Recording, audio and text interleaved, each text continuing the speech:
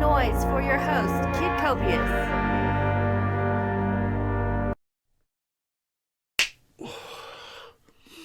What up, perps? Kid Copious.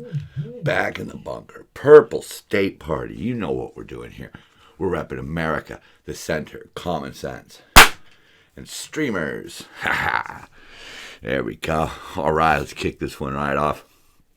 Title of today's episode is Oh Brandon. That's a reference to Orwell's 1984. Our hero in that story is Winston. Winston decides that he's had enough of the shit and he wants to join the underground, where he's ultimately betrayed by a man named O'Brien. I think we can all agree that our little Brandon, Mr. Biden, has betrayed us all. He betrayed the moderate Democrats who thought that he was going to be a moderate. He's betrayed the far left extremists on the left because he just simply can't. We can't just shut off gas. We hate to break it to you guys. We can't shut off gas. There's no magic switch to end all racism. Wars are still going to happen. People are going to die of drug overdoses, and criminals are going to commit crime. And no matter who we elect, that's, it's not going to change. Our reactions to things can change. And that's where Biden has been a complete failure. His reactions have been wrong on every account. And we really shouldn't be surprised because, when you make statements like talking about the Supreme Court nomination and coming out before any discussion and just saying it's going to be a black woman. Well, it's the end result that matters to these people. How they get there, how much money they waste, they don't care. It's the end result. What's even worse is even if the end result isn't what we thought it was going to be, the stated goal. So let's just roll with that. The stated goal is all that fucking matters. We're going to show compassion to people. And look what that's led to. The homeless problem, the drug problem, the border problem. Right? We see it. It's right in front of our faces. Most of us aren't far right or far left. We're in the middle here going, what the fuck, guys? Come on. You're supposed to be leading the country. You're not supposed to be manipulating shit for your own gain. I'm not against cleaning up the planet. I am not against finding alternative power supplies. But we know that electrical, wind, solar, those things, we're still a little ways off. And we're acting as though they've been working perfectly for decades. And they're not. And this study that came out of NCAP, right there, found some surprising results. When you measure certain metrics, an electric car comes out on top. Well, okay, that's greenhouse emissions. Okay, how am I, obviously an electric vehicle has less emissions than a gas vehicle. Huh.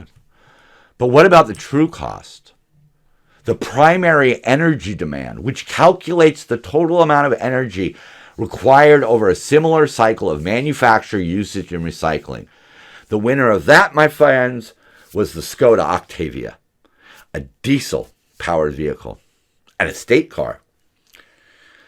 And why? Because when you factor in the environmental cost of even producing the batteries, there's a lot of negative, bad pollution. Wow, negative, bad pollution. That's an interesting phrase right there. Should put that on a fucking t-shirt. Here's one. Never thought I'd have to talk about this, but Massachusetts says kids uncomfortable sharing a bathroom with transgenders need counseling. A 7-year-old. Oh my God. Oh my God. Cases cited included a 7-year-old trans second grade student. Okay. All right. Well, let's just assume that person truly is trans. But for them to say that they flat out say it. Concerns for safety are not a reason to prevent trans students from picking whatever bathroom or locker room they feel like using based on their identity, what they identify as.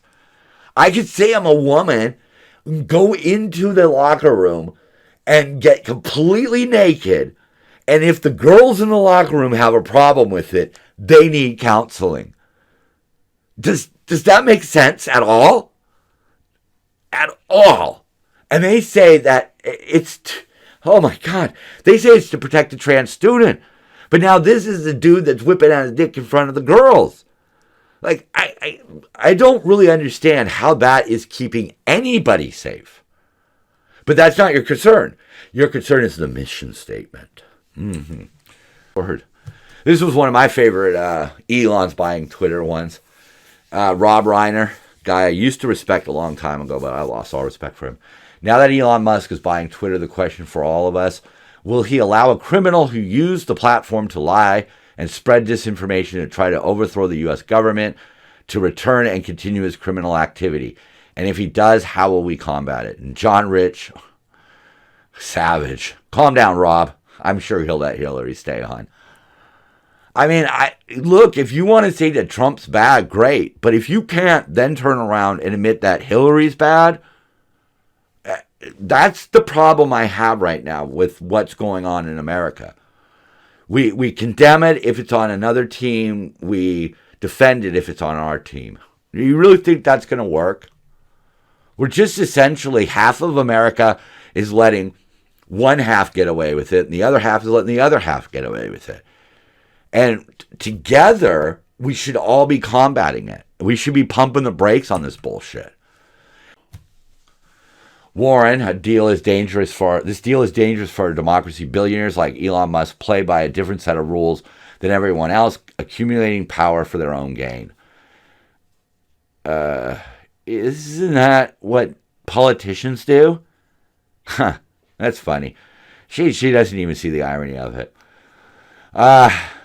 You know, the response of how come you didn't tweet this when Bezos bought the Washington Post? Fair enough. You know, because he's on their team. You see, he's on their team. Huh, okay. We're starting the Ministry of Truth. Wow. We're opening up our borders. Wow. We're telling girls that don't like to see men undressing in their locker rooms, you need help? What? We need to take control of this country.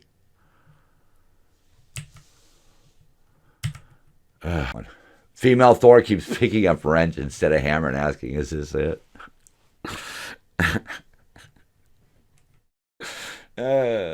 Female Thor, really? I mean, that's Norse mythology, and you're just going to change it? Okay, that's fine. Conservative unsure if he has no followers because of shadow banning or because of all his tweets suck. Right there with you, buddy. Zelensky insulted by Biden's offer of only $33 billion in weapons when he gave the Taliban $86 billion. Yeah, we know. I mean, the Afghan pullout was the first sign that we were all right. Biden sucks. Yeah, there you go. Biden administration announces student loan forgiveness will be paid in Kohl's cash. I don't know how they just picked the right thing like that, man. Kohl's cash, really? I'm not even going to touch that right now. Government Disinformation Board determines all criticism of Government Disinformation Board to be disinformation. Yeah, that sounds about right. Citing harsh work environment, COVID resigns from Kamala Harris. These are good, man. Yeah.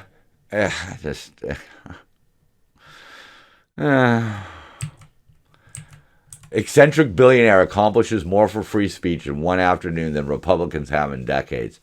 And this is Babylon Bee, a conservative site. You see what's starting to go on there? Yeah. People are starting to realize the answer's in the middle. Okay? I just want to live long enough to see both parties, or at least one of these parties, just fucking implode and, some sort of centralist party rise up. So, Elon, that's the next thing you can do, buddy. If you need a foot soldier, if you need a sergeant, man, I would love to be that sergeant. I know I'm not even going to be considered for the job. But that's my dream, man. That's my dream. Centralist uprising. Democrats continue proud tradition of wearing masks to show political affiliation. And you know what? They are the real racists. They're the ones that claim that they're going to help, and all they do. You know what? That's just it. That's 1984. That's the same thing. All the ministries are the opposite of what they say they are. The Ministry of Truth is the Ministry of Lies. The Democrats say that they're there to help. So what's the opposite of help? Harm. They're the ones who just want to keep a tight leash on the necks of the black folks because they're losing everybody else. So they're going to have liberal white chicks and black folks as their voting base. Oh, and they're hoping, newly arrivals to this country, through the open borders and then probably through some sort of amnesty program. That's the only way they're going to get voters, because everybody else is starting to realize that they're just their head is fucking full of squirrels. I don't really have something to leave you with this time. Thought I did, but sometimes, the mind is one of those things.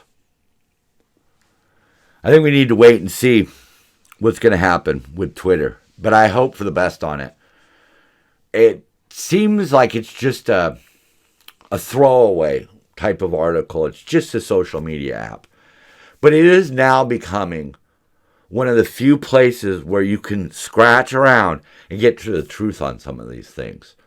To remove the bias and the slant. To force you to think for yourself. Because there are a lot of issues right now that are being covered up. And first and foremost is the idea of who's spreading the disinformation. On one side, you had people who might have been spreading some bad info on COVID. I don't really think it was that evil. But on the other side, oh God, you have the people who buried the Hunter laptop. And that to me is the most egregious crime.